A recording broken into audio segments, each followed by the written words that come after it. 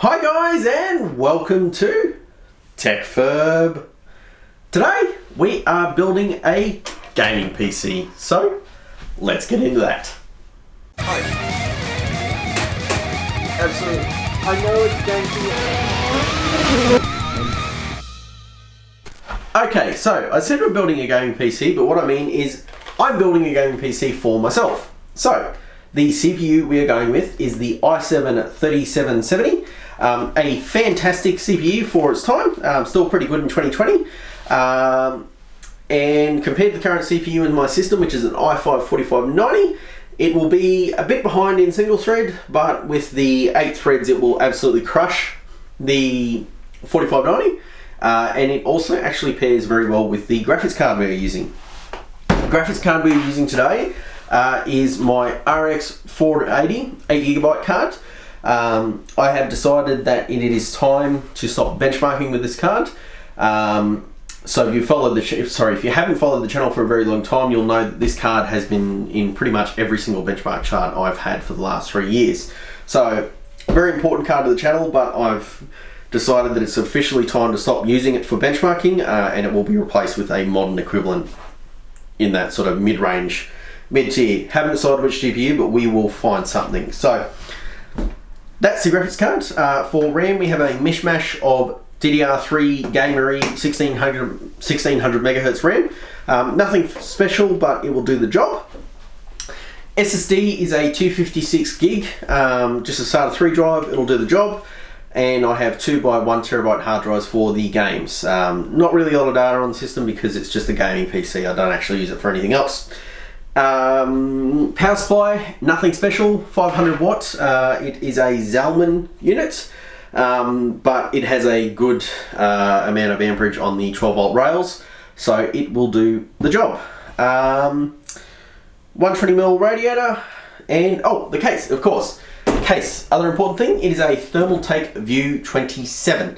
However, unlike other View 27s which have horrible airflow, this one has actually had the front acrylic panel removed, which is a removable thing. You can pop it out.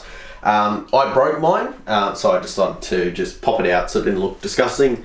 And you know what? It worked out because I now have really good airflow in this case. So that's everything. I think it is time we built a computer.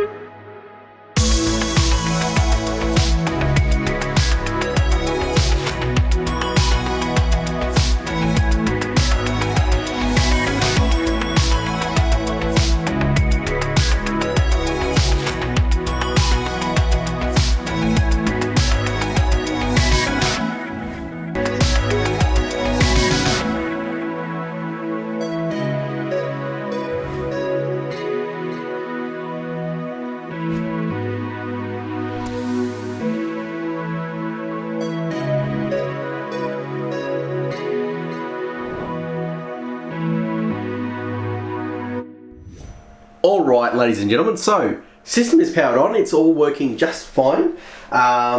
Pretty happy with the result. Cable management turned out really well in the system, given that it's old sort of crappy catchet and mustard cable stuff. So there are some bits of it that are not aesthetically pleasing, but overall it doesn't look too bad. The front is a little bit jank, but I actually like that kind of janky look. That's just sort of my style. I'm known for munting builds per se. So yeah, really happy with the aesthetic. Everything looks to be okay. We'll find out when we benchmark it. Obviously we haven't stressed the system to find any sort of weaknesses or issues that it may have. And on that note, what we will be doing is re-imaging the machine, obviously installing the image that I'll be using for as its future going forward as a gaming PC, and we will compare it to the PC sitting behind camera, which is my current gaming PC, and well, find out if RX480 and i7 and all the other bits and bobs make more performance. So we did 8 benchmarks. Most of these are games that I play or games that are sort of relevant to the performance of the system, so I've put in a bit of a mix. I'll explain which ones I do and don't play, but let's dive into it. So, first up is CSGO. CSGO, the top result is my current gaming system. We see that it actually smashes everything, including the Ryzen 5 1600 test system, which is a good start.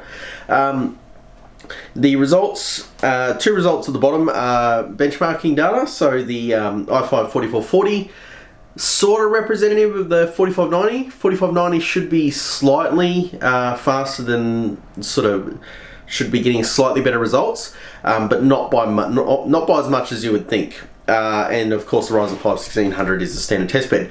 However, the old PC, which you have to remember is retrofitted with, is fitted with a GTX 670, not as fast, and we can see here that just a pure upgrade will net us an extra 50 frames per second on average, although we're going from 150 to 202.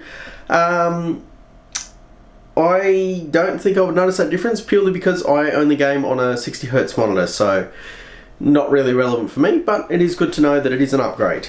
Next is Dirt Rally 2.0. This is a game that I do play, so I do very much care about how this game performs on the system, and we can see that going from the 4590 to the i7 is a big jump. So there's a big jump in performance. We're now getting 78 on average, 62 for 1% lows and 20 for the 0.9% lows. That basically tells me that the game is going to run buttery smooth and is going to be just a lot better of an experience than what it was before. So that's really good. Next is F1 2019, a game that I do in fact play. So again, we're seeing the i7 almost topping the charts. It is outclassed by the Ryzen 5, only marginally. Again, those 0.1% lows are really hurting, but it is just absolutely creaming my old gaming PC, and curiously the performance is also faster than the i5 4440, so overall we're seeing a benefit from upgrading the CPU as well. Next is GTA 5. This is an old title, so I would expect the i7 3770 to excel at this title because it is from that era, and it chart tops. So it outperforms the Ryzen 5 chip in every measurable way, although only slightly.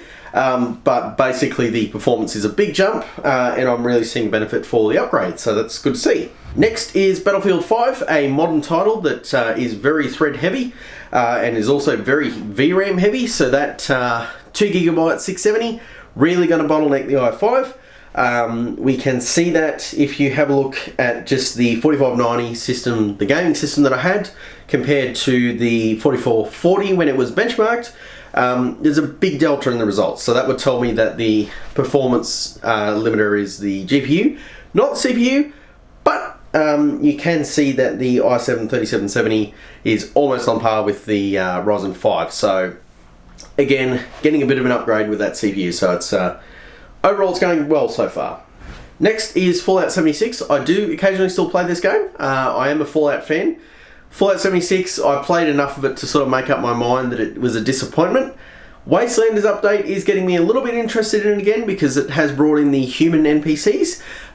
So there's a little bit more to it, but it's just, it's not the full game that I wanted, unfortunately, but that's okay. Anyway, performance, it runs the game. It runs the game better than the old system, so this is a sort of benchmark where it's capped at 60 frames per second, and it does jitter and stutter. It's just not a very well optimized game. So I would say that I'm very happy with the i7 performance because it's about as good as you're going to get. So, thumbs up. Quite happy with the experience. Next is the Outer Worlds. Now, the Outer Worlds seems to be a game that likes GPUs more than it likes CPUs.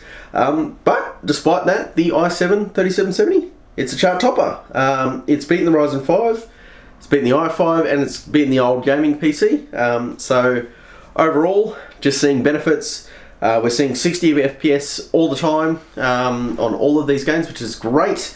So I really can't complain. And last up is Anno 1800. Now, this is not a game I normally benchmark, but I've included it because it is a game that I've spent a lot of time playing recently, so it's a game that I'm interested in. And we can see that, well, it absolutely mops the floor with the i5. However, this is not a game that's frame rate sensitive. This is a game that's CPU intensive. So when you have built your empire up to a point where it's quite vast, there's a lot of things going on. I found with the i5 that it sort of chugged and chugged and chugged, and it really struggled to run the game. Whereas with the i7, it's not chugging, it's just running buttery smooth. All those calculations are happening quickly. So overall, it was a pretty good result. Okay, so conclusion time. Time to wrap it up all into a little ball. Was the upgrade worth it? Absolutely it was. I would say that the CPU upgrade was probably not needed. If the motherboard that the i5 system I was using was working properly, I definitely would not have replaced it. But because it had that faulty memory channel and just sort of weird issues, I just wanted to go to the new platform. Had the spare board for the i7, so went down that route. Don't regret it. However, if you were in my situation, I would suggest just upgrading the graphics card because that was all it needed. The RX480 makes a big difference. Means I can run pretty much every title that's been released on medium to high settings, depending on the game, depending on when it was released. And yeah, so that's pretty much it for this video, guys. One more quick spoiler. I have indeed replaced the RX480. This is the 1650 Super that I've replaced it with. Next video coming up, we'll definitely be comparing those two GPUs to sort of get a baseline of how the 1650 Super performs against the RX480. I haven't done the tests, but I suspect there will be some scenarios where the 480 might be the better GPU. And my reasoning behind that is because it has 8 gigs of VRAM, whereas the 1650 Super has 4 gigs of VRAM. So it's going to be interesting to see sort of how they compare against each other. But that's for the next video. As for this video, thank you so much for watching. Leave a like if you liked it. Dislike, sure. Comment down below if you've got anything to say or any questions. I also do have the Discord server, link in the video description. Jump on there if you've got some questions for me or just want to chat or just join the TechFurb community. And thank you so much for watching, guys, and I'll catch you in the next video.